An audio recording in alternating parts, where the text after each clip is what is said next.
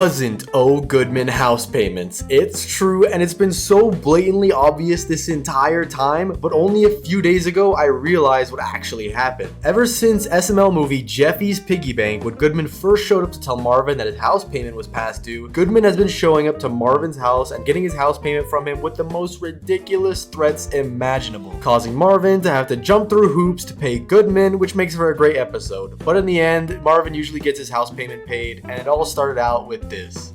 $500? I don't know how I'm gonna pay that. Well, you better figure out how you're gonna pay that. How'd you get inside my house? Because I have a key! Because my bank owns your f***ing house until you pay it off! Well, I don't know how I'm gonna pay this.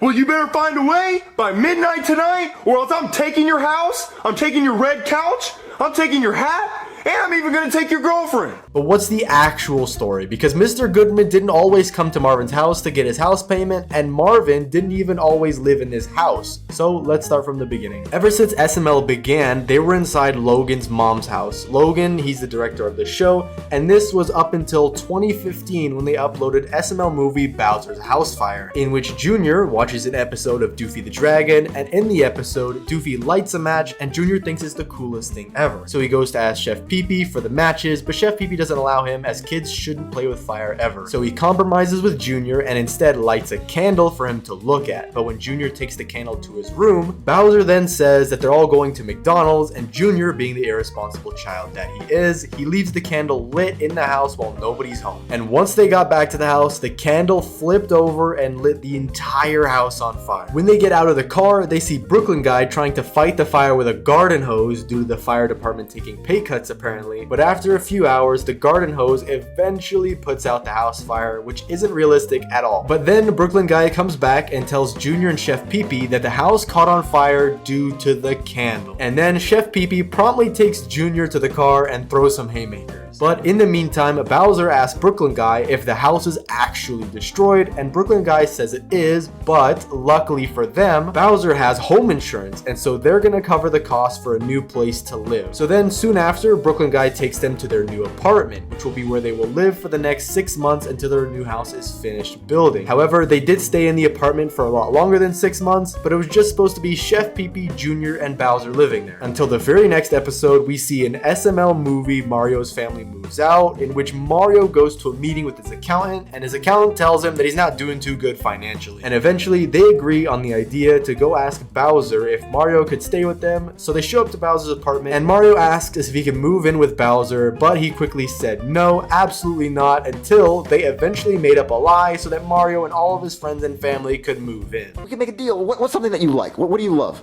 What do I love? Oh, I love Charlie. Charlie. Okay, Charlie, yes. Good luck. Good news.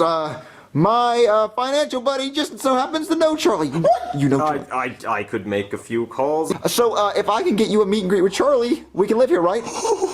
I guess so. If you can get that meet and greet, I don't care what you can do. But here's the thing, it's Marvin moving in with Bowser, meaning it's Bowser's apartment, because Bowser's home insurance is paying for this apartment until he can move into the new house, which is a very important detail to remember. But then Mario and his family move in with Bowser, and they live there for the next year and a half, until in 2016, an SML movie The Koopalings Part 2, where Junior and all of his clones/siblings had to clean the entire apartment, or else all of his siblings get kicked out of the house. And so once they start cleaning, it goes well, but after enough time, it starts to go south, and Wendy gets extremely mad and chainsaws the couch in half. And after Bowser and Chef Pee-Pee see the aftermath, they ship off all the clones to North Korea. But soon after, Mr. Goodman knocks on the door and asks if he can speak to the person who signed the lease. And then Mario further confirms it was Bowser and calls Bowser over. May I speak with the tenants, please?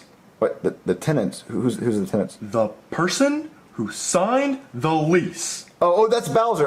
Bowser, there's someone at the door for you! Yeah, who is it? Then Goodman asks to take a look inside, and once he sees the couch, he evicts them all out of the apartment, making them homeless. things. Until the very next episode, in SML movie The New House, we see that they all had to stay at the Holiday Inn Hotel until they could find a new place to live. And then Brooklyn guy knocks on the door looking for Mario and Bowser, and once inside he tells Bowser that a year and a half ago when his house burned down, Brooklyn guy was gonna build them a new one. But apparently they didn't even try, and instead they found a recent foreclosure to purchase. And once they look at the house, they decide they want to live there and don't want their old house rebuilt. But the thing is, in every episode about the housing situation, it's Bowser who's the owner or the tenant who signs the lease. And it's Bowser's home insurance that paid for the new house as well. But it's only 6 months later that Goodman shows up at the door and tells Marvin this. Hello? Hi, good evening, Mario. I checked your mail for you. You checked my mail for me? Yeah, it's a letter from my company to you, and I wanted to personally deliver it to you, just to make sure you got it, okay? Okay. All right, have a good evening. All right. $500? I don't know how I'm gonna pay that. Well, you better figure out how you're gonna pay that. Which then causes Marvin to have to take Jeffy's money and then results in Jeffy sending a manhunt for the person who stole his money, but in the end, Jeffy forgives Marvin. But the thing is, the house was already fully paid for by Bowser's home insurance. And including the fact that in SML movie The Door, when they were almost murdered in the house, if the house wasn't paid off, they could have sued and won more money than the house was worth in court. And this turned into a trend for SML to inspire storylines, beginning with Goodman asking for his house payment, such as in SML movie The Bet, which is almost exactly 1 month after. Goodman comes again and asks for Marvin's house payment. And then 6 months later, in SML movie Jeffy the Rapper 2, Mr. Goodman comes by again and threatens to turn Marvin into No Nipple Tim. And then again, 2 months later, in SML movie Jeffy's Paper Shredder, Goodman comes by and threatens to bite off Marvin's nipples. Because if you don't have your house payment right now, I'm gonna bite your nipples. Ow! And when your nipples are 8 feet long, I'm gonna double touch. But there is a reason for all of this. In SML movie The Contract, Marvin gets a knock at the door and Goodman shows up with his billionaire friend Chief Wachupi. But his name is really Craig.